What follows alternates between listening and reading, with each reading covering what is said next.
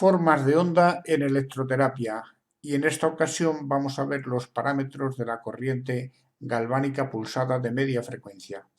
Voy a responder a una pregunta que me ha hecho un compañero, y es que me plantea lo siguiente. ¿Es posible medir la potencia y el trabajo realizado sobre un paciente solamente y únicamente con un osciloscopio? Pues sí, es posible. ¿Es necesario disponer de un multímetro?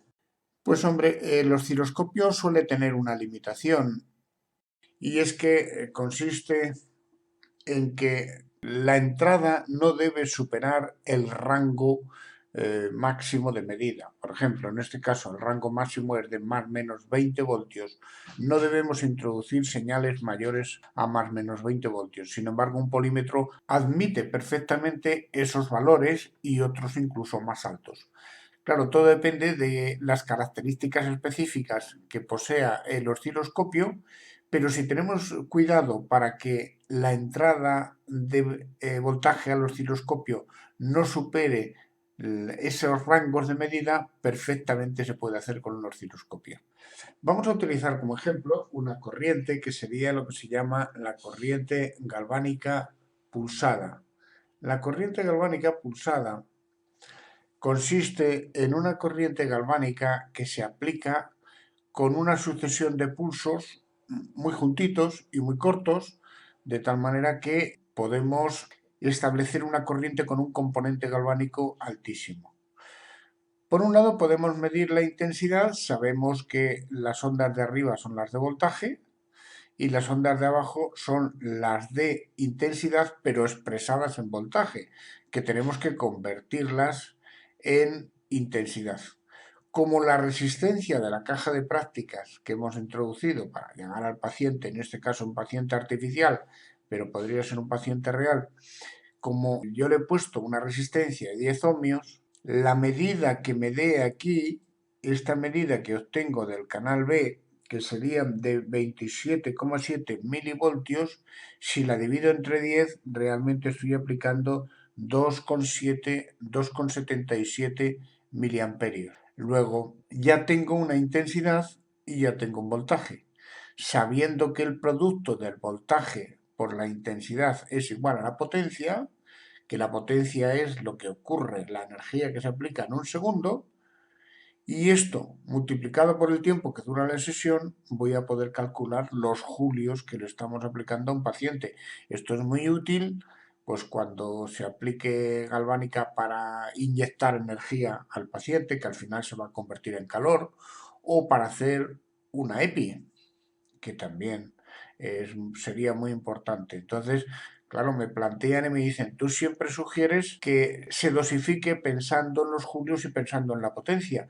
Sin embargo, los estimuladores únicamente miden la intensidad y no tenemos información del voltaje, pero con un osciloscopio perfectamente podemos obtener esos resultados. Entonces, vamos a lo concreto y vamos a hacer una medición. Esta intensidad la vamos a elevar un poco más.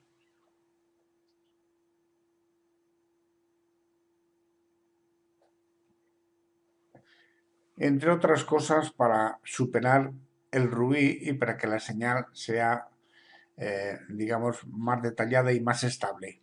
Aquí hay una sucesión de pulsos que no los vemos bien, y entonces para verlos mejor lo que vamos a hacer es que vamos a reducir el tiempo por división horizontal. Entonces vamos a ponerle, por ejemplo, aquí, y ya vemos que es una sucesión de pulsos que tienden a ser cuadrados, pero no son exactamente cuadrados.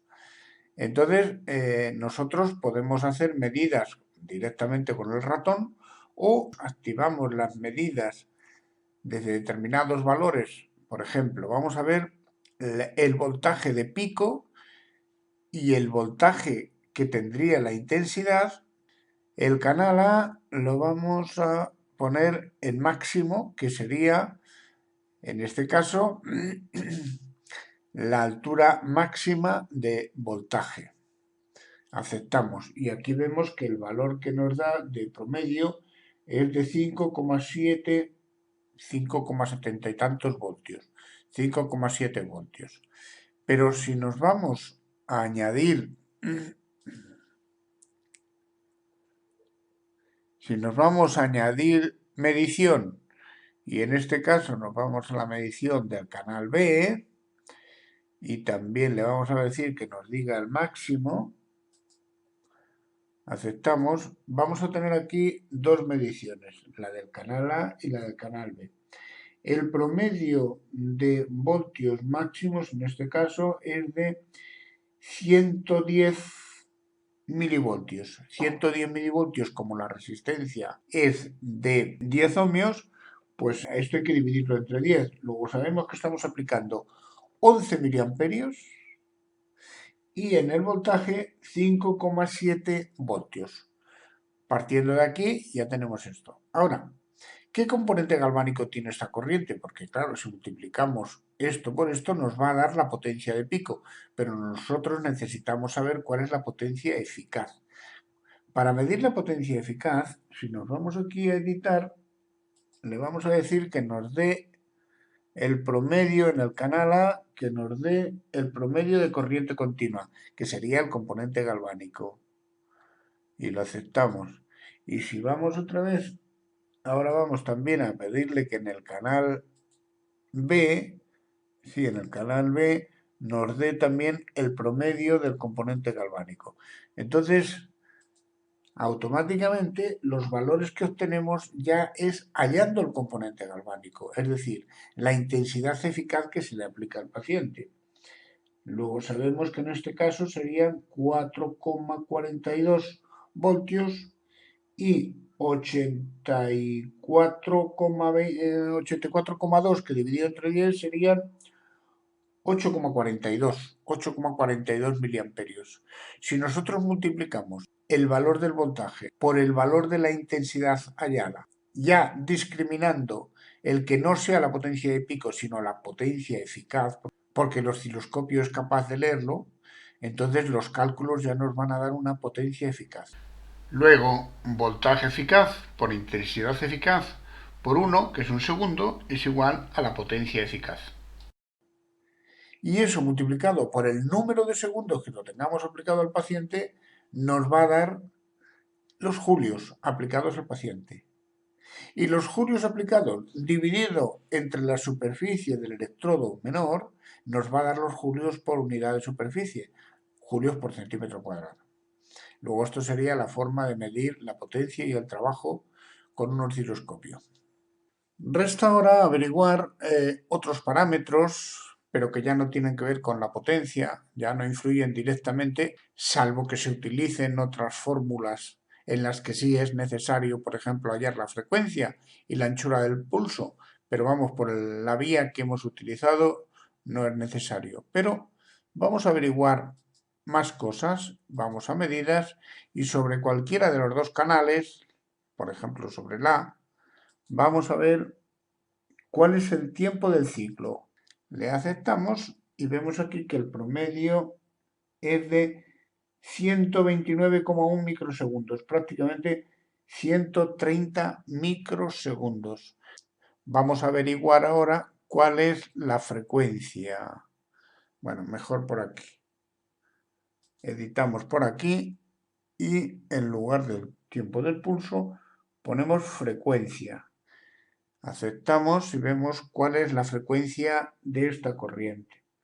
Es de 7.747,48 hercios, 7.74748 kilohercios.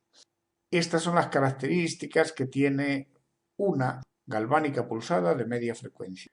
¿Qué ocurre si a esta corriente la aplicamos sobre el cuerpo humano? Es decir, sobre una impedancia, no sobre una resistencia pura como la hemos estado viendo hasta ahora. Para eso vamos a hacer que entre en el circuito un condensador y al poner un condensador automáticamente la onda de voltaje se deforma.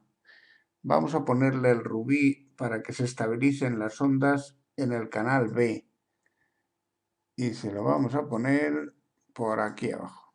Ya se estabilizan. Entonces vemos que desde el punto de cero del canal A hasta allá arriba, se ha convertido en una especie de galvánica con un diente de sierra y, sin embargo, las de intensidad se mantienen igual que antes, no se han deformado. ¿Por qué?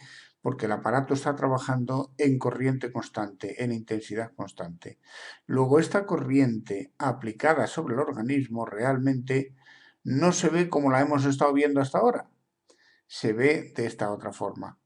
Desaparecen los reposos. Es una galvánica rizada.